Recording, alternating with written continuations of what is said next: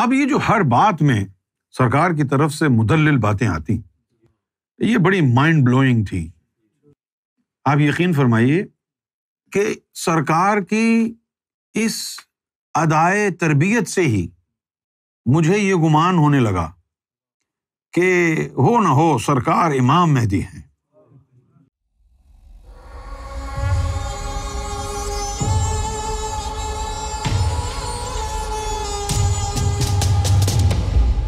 آج ہم سرکار کا جو یوم ہے وہ منا رہے ہیں۔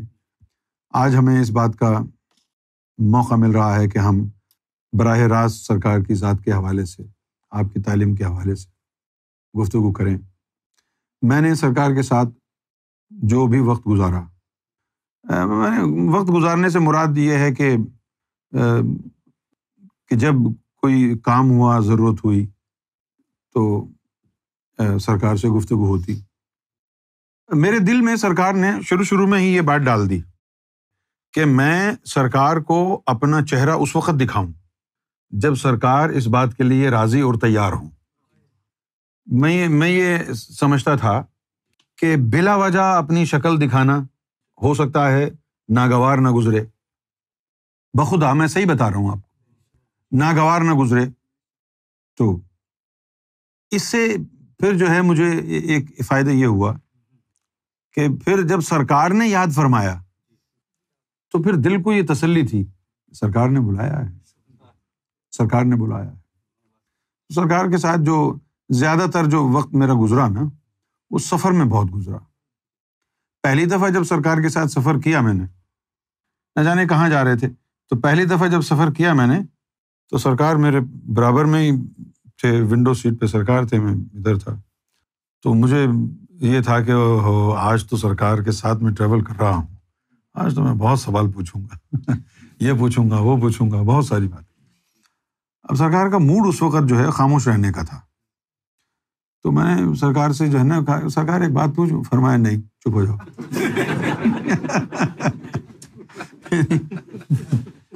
یعنی منع کر دیا۔ اچھا، پھر اس کا اثر کیا ہوا کہ پھر مجھے پتہ چلنے لگا کہ یہ نفس کتنا خبیث ہے۔ اور پھر پتہ، اس سے پہلے پتہ ہی نہیں تھا۔ اچھا، وہ سرکار نے جب چپ کرا دیا تو نفس کو جو ہے وہ بڑا تل ملایا، اور میری سنی ہی نہیں، چپ کرا دیا، سنی نہیں میری بات۔ تو پھر جو ہے وہ میں نے یعنی مخاطب نہیں کیا۔ تو جب ایئرپورٹ پر اترنے لگے تو سرکار مسکرا کے پوچھتے ہیں، اچھا تو تم ناراض بھی ہو جاتے ہو؟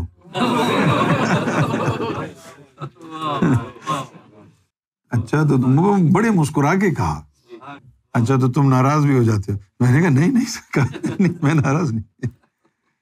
تو فرمایا اچھا تمہارے نفس کو اچھا نہیں لگا ہوگا نا، ہم نے تم کو کہا نہیں ابھی نہیں۔ اب میں کہوں نہیں سرکار ایسی کوئی بات نہیں۔ اب سرکار مسکرا رہے ہیں۔ پھر سرکار نے کہا اچھا ایک منٹ ٹھہرو، اگر نفس کو برا نہیں لگا تو پھر منہ کیوں اترا ہوا تھا؟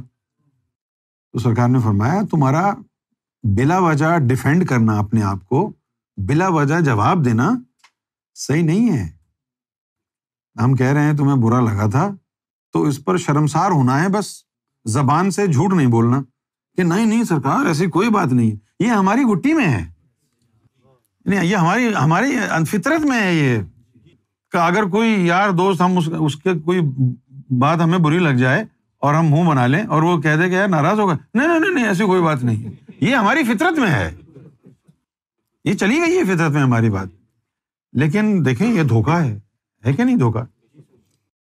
تو سرکار نے مجھے وہاں یہ نہیں فرمایا کہ دیکھو سچا آدمی وہ ہوتا ہے جو زبان سے کہتا ہے وہی دل میں رکھتا ہے، اور جو دل میں رکھتا ہے وہی زبان سے کہتا ہے۔ جی سرکار۔ اچھا سمجھ میں کیا آیا؟ سرکار جو دل میں ہوتا ہے وہی زبان پہ ہوتا ہے۔ تو پھر تم ناراض ہو گئے تھے نا؟ تو میں نے کہا کہ سرکار مجھے یہ نہیں معلوم کہ ناراض ہونا کیا ہے، لیکن یہ پتا ہے کہ نفس کو برا لگا۔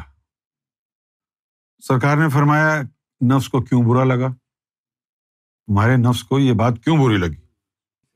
تو میں نے کہا کہ سرکار وہ میں کچھ کہنا چاہ رہا تھا تو آپ نے سنا نہیں، اس لیے نفس کو برا لگا۔ سرکار نے فرمایا کہ اپنے نفس کو کہو کہ دوسروں کے نفس کا بھی خیال کرے، ہو سکتا ہے وہ اس وقت مصروف ہوں اس لیے وہ بات نہ کرنا چاہتے ہوں، اپنے نفس کو بتاؤ یہ بات۔ اب وہ جو بات تھی، بات تو بڑی پتے کی ہے کہ نفس بس یہی چاہتا ہے کہ اپنی چلے، دوسروں کا بھی تو خیال رکھنا ہے نا۔ لیکن اس کے بعد یہ بات جو ہے وہ دل میں اثر کر گئی، گھس گئی یہ بات دل میں، کہ اگر ہم کسی کو کہیں کچھ کہ یار تم سے بات کرنی ہے اور وہ یہ کہہ دے کہ نہیں یار میں ابھی بزی ہوں، تو مائنڈ نہیں کرنا ہے۔ مائنڈ ہم کیوں کرتے تھے کہ ہم یہ سمجھتے تھے کہ ہمارا حق ہے، سب سے پہلے ہماری سنو، ہم چاہ رہے ہیں کہ سنو تو بس سنو، منع مت کرو۔ یہ تکبر کی وہ صفت ہے کہ جو خفی ہے، چھپی ہوئی ہے، ہمیں نظر نہیں آتی ہے۔ اب یہ چیزیں جو سرکار کی صحبت میں بیٹھنے سے ملی تو اس سے شخصیت میں بڑی جلدی چینج آنے لگا۔ جب ہم سرکار کے ساتھ سفر پہ جاتے تو سرکار نے وہ ہم پاکستان سے لے کے آئے تھے نا لگیج، بہت سارا ایموشنل لگیج پاکستان سے لائے تھے بہت سارا۔ تو جب یہاں سرکار آئے، انگلینڈ تشریف لائے، تو وہی پاکستانی ماحول ہمارا، ہم ہاتھ باندھ کے ہیتھرو ایئرپورٹ پہ کھڑے ہوئے ہیں۔ سرکار جب تشریف لائے تو سرکار کو بڑا ناگوار گزرا۔ سرکار نے فرمایا کہ یار پاکستان میں ٹھیک ہے، یہ پاکستان میں لوگ سمجھتے ہیں کہ ہاں بھائی کوئی روحانی شخصیت آ رہی ہے اس لیے لوگ ادب میں ہاتھ جوڑ کے کھڑے ہیں، لیکن یہ تو ہیتھرو ایئرپورٹ ہے، یہاں پر لوگوں کو پتہ نہیں ہے روحانی شخصیت کیا ہوتی ہے۔ Don't do this, act normal. اس میں بھی جو ہے نفس بڑا دل ملایا، اور ہم تو ادب کر رہے ہیں بڑا دل ملایا اس میں بھی، ہم تو ادب کر رہے ہیں۔ لیکن سرکار نے جہاں جہاں موقع ملا ہے، سرکار نے ہمیں وہاں سمجھایا، اور ایسا سمجھایا، ایسی تربیت فرمائی کہ بعد میں بہت شرمندگی ہوتی تھی اپنے اوپر، اپنی ذات پر بڑی شرمندگی ہوتی تھی۔ ایک شخص تھا، تو ہم جو ہے وہ سرکار کے ساتھ جو ہے امریکہ میں تھے، تو سرکار نے اس کو کہا کہ یار وہ کافی چاہیے۔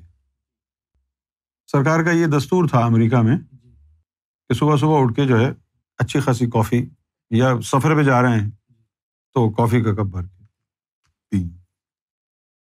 ایک شخص تھا، سرکار وہاں گیس اسٹیشن پہ رکے اور گیس وغیرہ ڈلوا کے اندر چلے گئے، اور وہاں اس کو کہا کہ بھائی ایک کافی بنانا۔ سرکار واش روم میں چلے گئے۔ اب وہ جو شخص تھا دوسرا، وہ جو ہے اس کو کہہ رہا ہے تمہیں معلوم ہے کون ہے؟ میرے اسپیشل لیڈر ہیں، تمہارے ہاتھ صحیح نہیں ہیں، تم پہلے ہاتھ دھو کے آؤ، صابن سے ہاتھ دھو کے آؤ، پھر تم گلوز پہنو، تم یہ کرو، تم وہ کرو۔ وہ لگا ہوا ہے، سفید داڑھی ہے ان کی، اس وقت امریکہ میں ہے۔ تو سرکار نے آ کے جو ہے وہ کھڑے ہو گئے، خاموشی سے سنتے رہے۔ بعد میں سرکار نے ان کو کہا کہ آپ کا رویہ ان کے ساتھ بہت برا تھا۔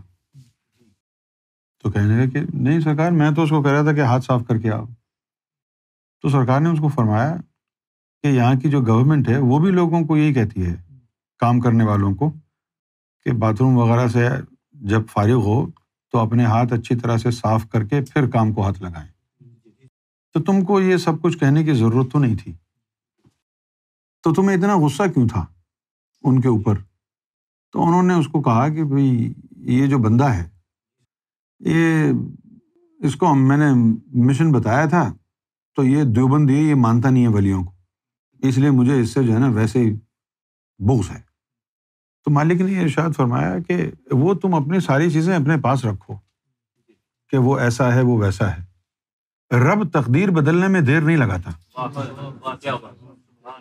تو سرکار نے فرمایا کہ تمہارا گمان انسان کے بارے میں ایسا ہونا چاہیے کہ اگر کوئی کافر بھی ہو تو اس کو کافر سمجھ کے ملاقات نہ کرو، ایک انسان سمجھ کے کرو۔ یہ وہ سرکار گوھر شاہی کی تعلیم ہے جو انسان کو یعنی ان تمام جھنجھٹوں سے آزاد کر دیتی ہے۔ اگر کسی کو برا سمجھتے ہو تو ملاقات نہ کرو، اور اگر ملاقات کر رہے ہو تو اچھے گمان کے ساتھ ملاقات کرو۔ اپنے دل میں بدگمانی رکھ کر ملاقاتیں کرنا وہ رب کو پسند نہیں ہے۔ سرکار کی صحبت میں، سرکار کے ساتھ ٹریولنگ میں، سفر میں تربیت ہوتی رہی، بہت کچھ سیکھتے رہے۔ وہ جو پہلے پرسپشن تھا وہ کوئی اور تھا، جب تک سرکار سے اتنی قربت نہیں تھی، لیکن جیسے جیسے پھر سرکار کے ساتھ وقت گزرتا گیا، سرکار کی تعلیم دل پہ اثر کرتی گئی۔ میں نے کتابیں پڑھی روحانیت کی، تصوف کی، بہت کتابیں پڑھی، تو اس میں مجھے جو تصوف کی تشریح نظر آئی وہ تشریح سرکار گوہر شاہی کی تشریح کے مقابلے میں عشر عشیر بھی نہیں تھی۔ ان کتابوں کو پڑھ کے کوئی صوفی نہیں بن سکتا۔ ان کتابوں میں بس اولیاء اللہ کے واقعات لکھے ہیں، جیسے اب یہ کشف المحجوب داتا علی حجویری کی کتاب ہے، مختلف اولیاء کے زندگی کے احوال لکھے ہوئے ہیں۔ اس میں کوئی یہ نہیں ہے جیسے کہ آپ DIY کوئی فرنیچر خرید کے لائیں نا، اکیا جائیں آپ وہاں سے کوئی فرنیچر لائیں تو اس کے اندر ایک مینیول ہوگا کہ آپ یہ A کو B سے جوڑیں، B کو C سے جوڑیں، C کو D سے جوڑیں تو آپ کا جو ہے بیڈ بن جائے گا، صوفہ بن جائے گا۔ آدمی اس کو پڑھ کے آرام سے جوڑ لیتا ہے نا گھر پہ۔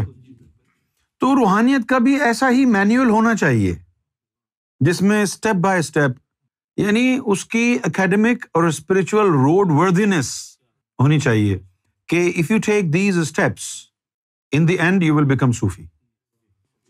اور تصوف میں کون سا کام کیوں کیا جاتا ہے پتہ ہی نہیں تھا۔ اور پھر ہوا کیا، اس کا نتیجہ کیا نکلا کہ جو لوگ تصوف کو ماننے والے کہلاتے تھے ان کے پاس تصوف کا علم نہیں تھا، اور دوسری طرف چڑھائی کر رکھی تھی اہل وہابیوں نے، دیوبندیوں نے، اہل حدیث نے، ٹھیک ہے نا، یہ چڑھائی کر رکھی تھی انہوں نے کہ یہ سب بکواس ہے اور یہ سب شرک ہے، یہ سب بدعت ہے، کسی وسیلے کی ضرورت نہیں ہے، کوئی ولی نہیں ہوتا ہے، کوئی پیر نہیں ہوتا ہے، سب فراڈ ہے، یہ سب جو ہے وہ شیطان ہیں۔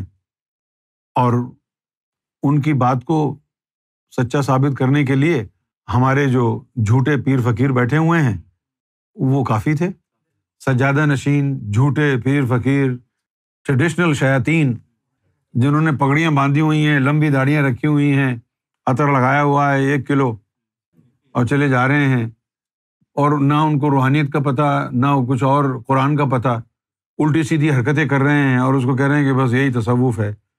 اس چیز نے نوجوان نسل کو، جو میری نسل گزری تھی جہاں سے میں آیا ہوں، اس نسل کو بڑا متاثر کیا، کیونکہ میں اپنے کالج اور یونیورسٹی میں جب لوگوں سے باتیں کرتا تھا تو پھر مجھے ان کے اعتراضات جو ہے، میں ان کے اعتراضات پر جو ہے تحقیق کرتا تھا۔ پھر تحقیق کا کام میں نے بہت کیا، خود ہی از خود، کہ بھئی یہ جو ہے وسیلہ یہ کیا ہوتا ہے، ولیوں کو ماننا کیوں ضروری ہے، مرشد کامل۔ اب وہ مرشد کامل کی جو کہانی چلی تو قرآن کو کئی دفعہ کھنگال لیا، احادیث کو خوب کھنگالا، لہٰذا پتہ چلا کہ ہاں بھائی قرآن میں یہ حوالے ہیں، یہ ضروری ہے۔ تو وہ ان کے جو لوگوں کے، وہابیوں کے، اہل حدیث کے، یہ کالج کے زمانے کی بات ہے، ان کے جو اعتراضات ہوتے تھے ان اعتراضات پر میں تحقیق کرتا تھا سرکار کی تعلیم کی روشنی میں، ان پر تحقیق، اور پھر مجھے پتہ چلتا کہ بھائی یہ نہیں، یہ ہے، ایسا نہیں، ایسا کیا۔ پھر ان اعمال کا میں دیکھتا کہ غوث اعظم نے اس موقع پر کیا کیا، خواجہ غریب النواز نے کیا کیا، مولا علی نے کیا کیا، فلاں نے کیا کیا، تو پھر سامنے آتا صحیح نقشہ کہ اوہو اصل بات یہ تھی۔ وہ پھر سنیوں میں یہ اصل بات نکل کے پہلے جو ہے کبوتر تھی، آخر میں جا کے مرغا بن گیا۔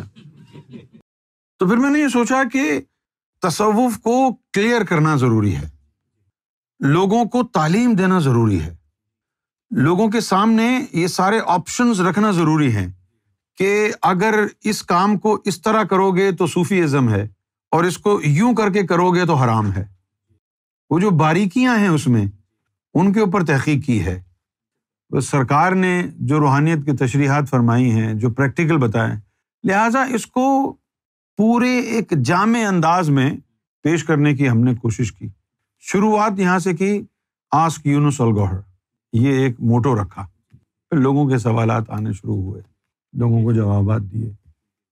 ہمارا اپنا دل بھی وسوسوں سے، شکوک و شبہات سے بھرا ہوا تھا جب سرکار سے ملاقات ہوئی تھی کہ پتہ نہیں یہ جو راستہ ہے فقیری کا، تصوف کا، یہ ٹھیک بھی ہے کہ نہیں، کیونکہ وہ دیوبندی وہابیوں کا محلہ تھا، انہیں کی مسجد میں نماز پڑھتے تھے.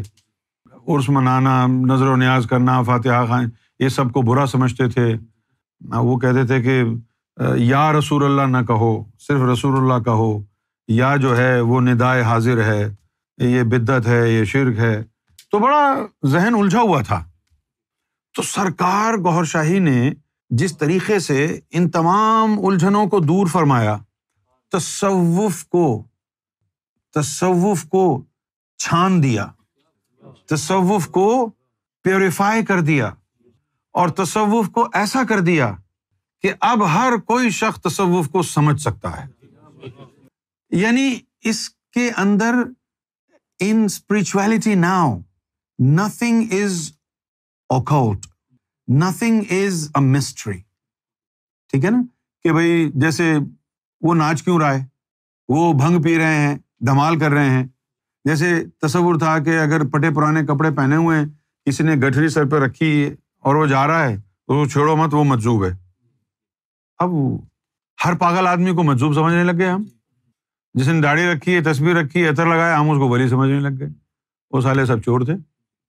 سرکار نے جو تشریحات بتائیں وہ بڑی انٹریگنگ تھیں، انہوں نے بڑا فیسنیٹ کیا. اس لیے پھر ہم نے یہ تحریک نکالی کہ educate people. When you educate them, when they have enough education, then they will begin to wonder who is Gohar Shahi. They need knowledge. They need knowledge and enlightenment of their thoughts, enlightenment of the heart. They need purification. When their lower self is purified, when their heart is enlightened, when their heart is spiritually revived, and Noor is going across their body, let them wonder themselves who Gohar Shahi is. کیونکہ آپ کو knowledge چاہیے آپ کو. اب یہ جیسے یہ آئی فون ہے، اب اس میں پتہ نہیں کتنی ایپس ہوتی ہیں. اگر آپ یوں کر کے بس فون کیا اور بند کر دیا اور آپ کو کوئی اس کا فنکشن نہیں آتا ہے تو آپ کبھی اینڈرائڈ خرید لیں گے، کبھی آئی فون خرید لیں گے، کبھی کچھ خرید لیں گے، کیونکہ آپ کے ذہن میں تو ایک چیز اٹکی ہوئی ہے، میں نے اور کیا کرنا ہے، اس کا فون ہی تو کرنا ہے. ٹک ٹک ٹک یہ بجا کے فون کیا، اب کیا فرق پڑتا ہے. لیکن جب سب کچھ آپ کا معلوم ہو جائے گا اس سے تو پھر تو یہ بڑی زبردست چیز بن جائے گی. اسی طرح جو ہے وہ روحانیت ہے. روحانیت بتاتی ہے کہ نماز کا کیا فائدہ ہے. اچھا ہمیں تو پتہ ہی نہیں تھا کہ بھائی نماز کا جو ہے وہ فائدہ کیا ہے، پتہ ہی نہیں تھا. ہم تو پڑھ کے آگے بس ہو گئے، خلاص مصیبت بوجھ اتار دیا. سرکار سے ملاقات ہوئی، سرکار نے جو ہے وہ سمجھایا. اچھا وہ نماز کے بارے میں میری پہلی دفعہ سمجھ میں کیسے آیا، میں جب ذکر کروں، ذکر میں بہت کرتا تھا، جب میں ذکر کروں تو مجھے سینے میں بڑی گھٹن ہو، بہت زیادہ گھٹن، اور اتنا گرم، سینہ بہت گرم ہو جائے، گھٹن بڑھ جائے، اور گھٹن جائے نا. تو میں نے ایک دن سرکار کی بارگاہ میں یہ کمپلین کی اس کی کہ سرکار یہ ہو رہا ہے. تو سرکار نے فرمایا کہ یہ اس لیے ہو رہا ہے کہ تم نماز میں پابندی نہیں کر رہے. تو میں نے سرکار سے پوچھا، سرکار سینے میں گھٹن کا نماز سے کیا تعلق؟ بے ادبی کی وجہ سے نہیں، یعنی کیوریوسٹی، انکوزیٹیونیس کہ کیوں. تو سرکار نے فرمایا کہ تمہارے دل میں اسم ذات کا نور ہے نا، تو اسم ذات کا جو نور ہے وہ ہوتا ہے جلالی. اب وہ سارا تمہارا سینے کے اندر رکا ہوا ہے. جب تم نماز ادا کرو گے تو اس سے صفاتی نور پیدا ہوگا، تو صفاتی نور ذاتی نور کے ساتھ ملے گا، مکس ہوگا، تو پھر خود بخود نس نس میں، پورے جسم میں نماز اس کو پہنچا دے گی. نماز کا کام کیا ہے کہ جو اس میں، اب بھائی صرف آپ کا قلب اس میں ذات کا ذاکر ہے، باقی اور کوئی لطیفہ نہیں ہے نا؟ تو سارا کا سارا جو ذاتی نور ہے وہ آپ کا قلب میں رہے گا، ٹھیک ہے؟ اب اس نور کو قلب سے نکال کے پورے جسم میں بھیجنے کا کام اللہ نے نماز کے سپرد کیا، اور قرآن میں کہا بھی اقیم الصلاۃ لذکری۔ اب جس طریقے سے بیان کیا ہے اس میں تھوڑی سی گنجائش رکھی ہے کہ صرف ان کو سمجھ میں آئے جن کو سمجھانا ہے، سب کی سمجھ میں نہ آئے۔ وَأَقِيمَ الصَّلَاةَ لِذِكْرِي، کہ اب جو میرا ذکر یہاں قائم ہو گیا ہے اس کو پورے وجود میں پھیلانے کے لیے نماز پڑھو۔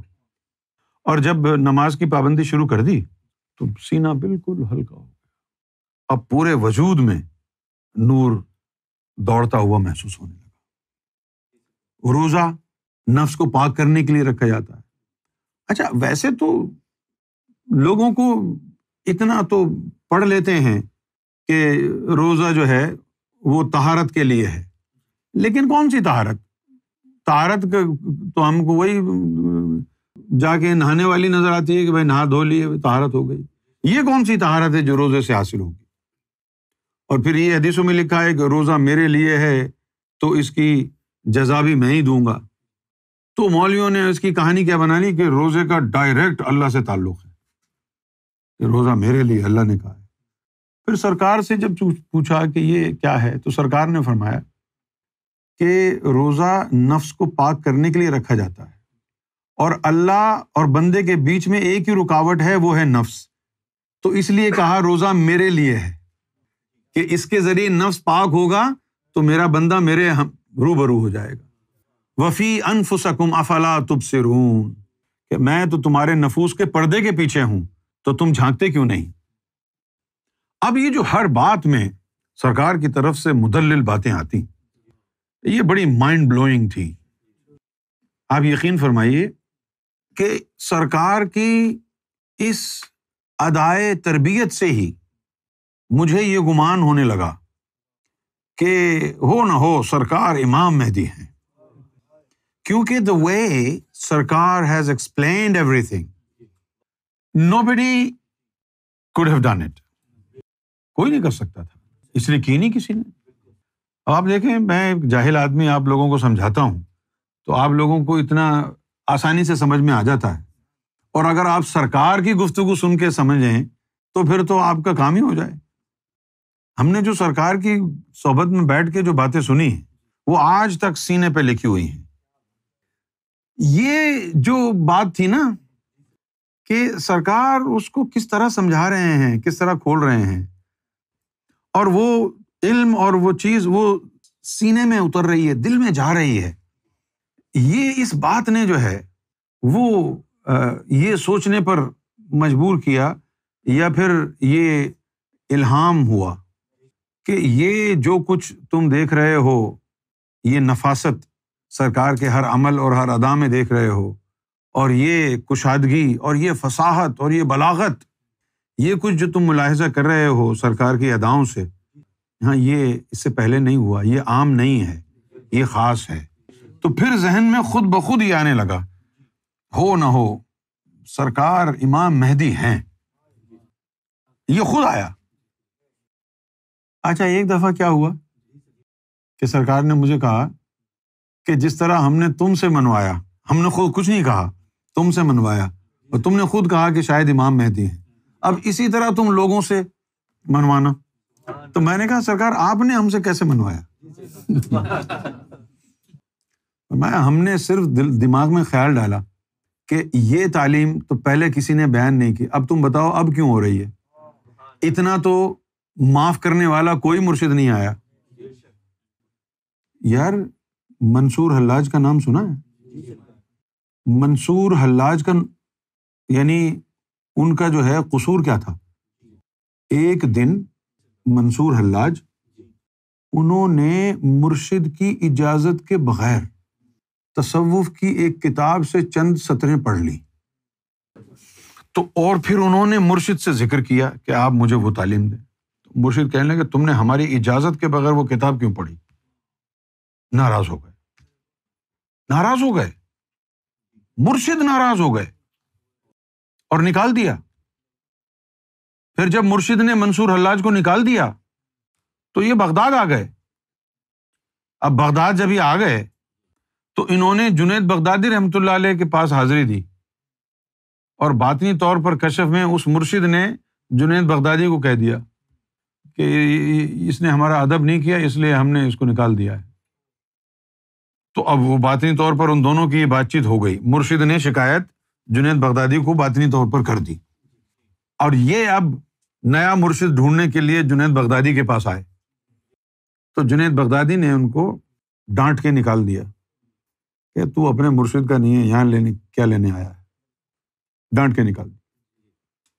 اب جو چیزیں انہوں نے اس کتاب میں پڑھی تھیں، اب وہ اہل باطن تو ہو چکے تھے نا، منصور حلاج اہل باطن تو وہ ہو چکے تھے، روشن ضمیری تو ان کو مل چکی تھی۔ جو چیز انہوں نے وہ پڑھی تو اس کے پڑھنے کی وجہ سے سینے میں تو نور تھا، ان پر ایک کیفیت طاری ہو جاتی وہ کلام پڑھ کے، وہ جو کیفیت طاری ہو جاتی اس کے لیے ضروری تھا کہ اس کو کوئی کنٹرول کرنے والا ہوتا۔ دیکھیں جس طرح ہماری مائیں بہنیں کچن میں چائے بناتی ہیں، کھانا بناتی ہیں، دودھ وغیرہ گرم کرتی ہیں تو سر پہ کھڑی رہتی ہیں نا، کہ جیسے ہی ابال آئے گا دودھ میں اٹھا لینا ہے، ذرا سی دیر ہوئی سارا دودھ چولہے پہ گر جاتا ہے۔ اسی طرح جو ہے وہ روحانیت میں ہے کہ اگر مرشد اس کو کنٹرول کرنے والا نہ ہو تو پھر وہ اوور فلو ہو جاتا ہے اور وہ بندہ حالت جذب میں چلا جاتا ہے۔ اب ان کا کوئی مرشد نہیں تھا، مرشد نے بھگا دیا تھا، جنید بغدادی نے لفٹ نہیں کرائی، اب جو انہوں نے عمل کر لیا وہ اٹک گیا، لہٰذا بس اب وہ اس مقام پر آ کر کے کھڑے ہو گئے کہ میں رب ہوں، میں اور رب دونوں مل گئے ہیں، رب میرے اندر حلول کر گیا ہے۔ یہ ان کے دماغ میں بات اٹک گئی۔ اچھا اب یہ حلول کی کہانی ہے نہیں یہ تو اللہ کی بارگاہ میں ایسا سمجھنا بھی گستاخی ہے۔ یہ جو حلول کی جو بات انہوں نے کی نا، اب حل ہونا کیا ہے کہ جیسے یہ پانی ہے، اس کے اندر آپ نمک ڈال کے ہلا دیں، پانی کا ذائقہ چینج ہو جائے گا، نمک غائب ہو گیا، یہ ہے حلول۔ تو اب جب منصور حلاج نے کہا کہ اللہ میرے اندر حلول کر گیا ہے، تو مطلب یہ ہوا کہ آپ رہ گئے، اللہ غائب۔ تو اس بات کے اوپر ہی جنید بغدادی رحمۃ اللہ علیہ نے منصور حلاج کے اوپر کفر کا فتویٰ دیا اور کہا کہ لٹکا دو سارے کو۔ اچھا اب وہ بھی اللہ کے عشق میں تھا، بات صرف یہ تھی کہ مرشد کی اجازت نہیں لی اس نے، تو مرشد چلو معاف کر دیتا ہے نا، مرشد معاف کر دیتا، ہم تو یہ کہتے ہیں مرشد معاف کر دیتا۔ ہم نے پہلے بھی کہا تھا کہ مرشد کو معاف کر دینا چاہیے تھا، ایک بندے کی زندگی خراب ہو گئی۔ پھر بعد میں ان کے مرشد سے بات ہوئی، وہ کہنے لگے یار وہ میری فیلڈ نہیں تھی، میں کنٹرول ہی نہیں کر سکتا تھا اس معاملے میں اس کو، تو اس لیے میں نے منع کیا تھا کہ ادھر نہیں جانا، میں کنٹرول ہی نہیں کر سکتا، کیونکہ یہ روحانیت کے مرتبے جو ہے وہ جس کا کام آپ کو یعنی طریقت میں چلانا ہے وہ صرف طریقت میں چلا سکتا ہے، صحیح ہے، وہ اور جس کا کام نظروں سے آگے پہنچانا ہے وہ حقیقت والا ہے، تو طریقت کے ایکسپرٹ حقیقت والے کا کام نہیں کر سکتا۔ جس مقام پر منصور بن حلاج پہنچ گئے تھے وہ شروع ہوتا تھا حقیقت والوں سے کہ آگے کا سفر نظروں کے ذریعے ہوگا، آگے کا جو سفر ہے وہ نظروں کے ذریعے، اور وہ ان کے بس کی بات نہیں تھی، لہٰذا انہوں نے منع کر دیا تھا کہ تم ادھر نہیں جانا۔ تو اب یہ انہوں نے کر لیا، اب تو ان کے آپے سے باہر ہو گئے، اب تو ان کی اپنی عزت داؤ پر لگ گئی تھی کہ اب اگر میں نے اس کو معاف کر دیا تو پھر یہ جو ہے بیٹھ جائے گا کہ دوبارہ کتاب کھول کے کہ لے جاؤ مجھے وہاں پہ، اب میں تو لے کے جا نہیں سکتا۔ تو پھر کہانی بڑھ، اب یہ ادھر آ گیا، جنید بغدادی کے پاس آ گیا۔ جنید بغدادی جو تھے تو وہ کامل ولی اللہ، لیکن ڈیوٹی شریعت کی تھی ان کی بھی، وہ بھی نہیں لے سکتے تھے ان کو۔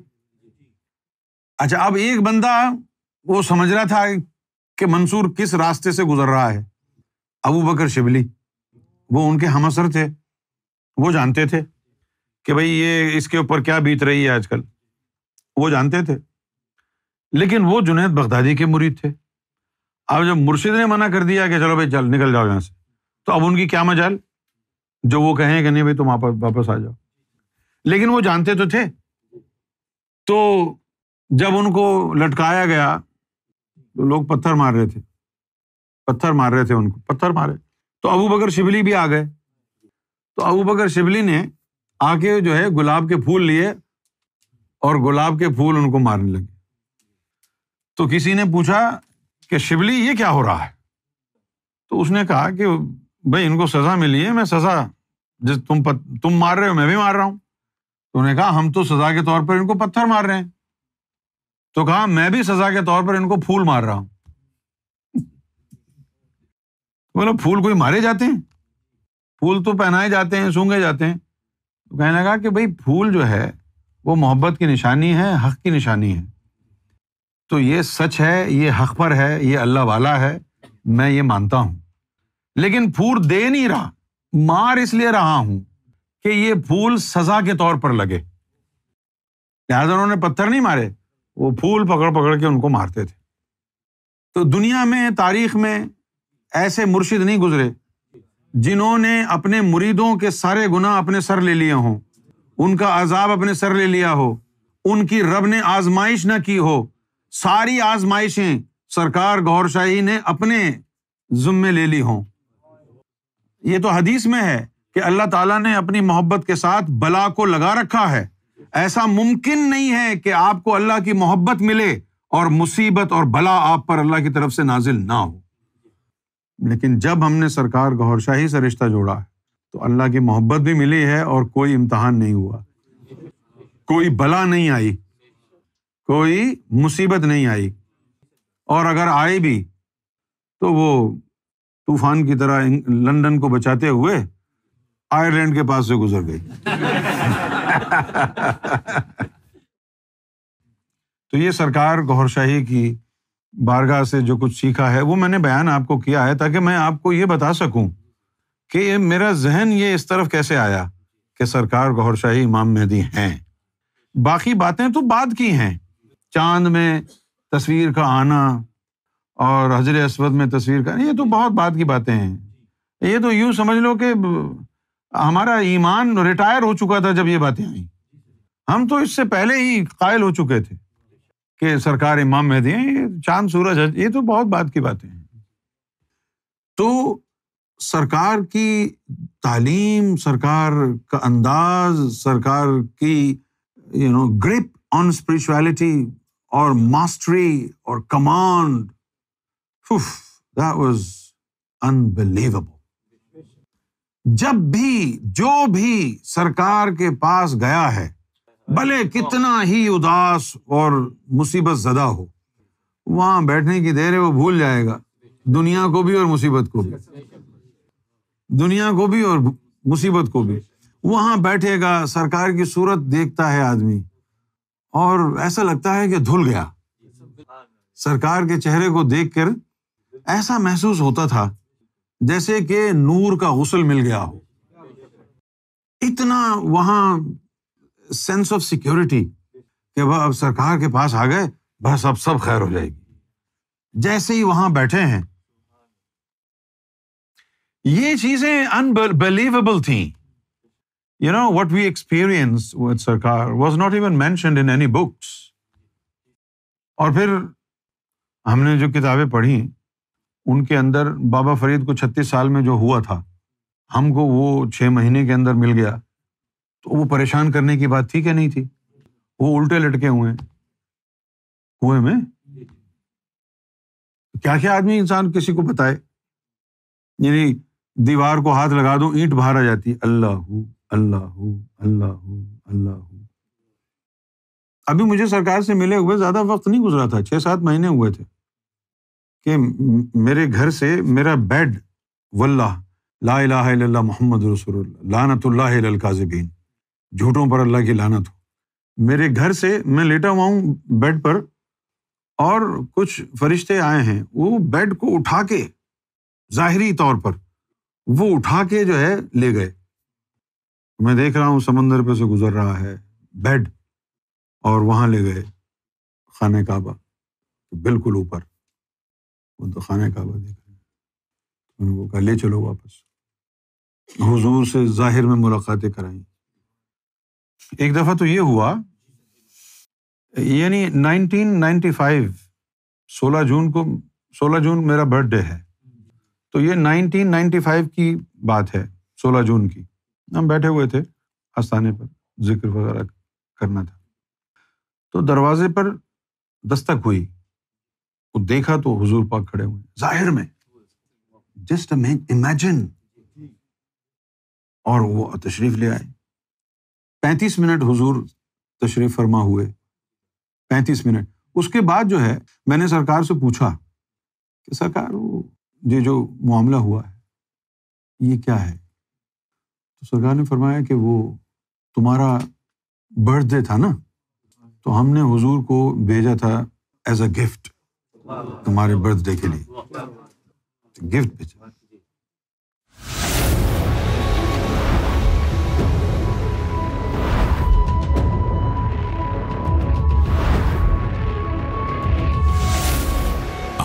TV, the place to connect with God.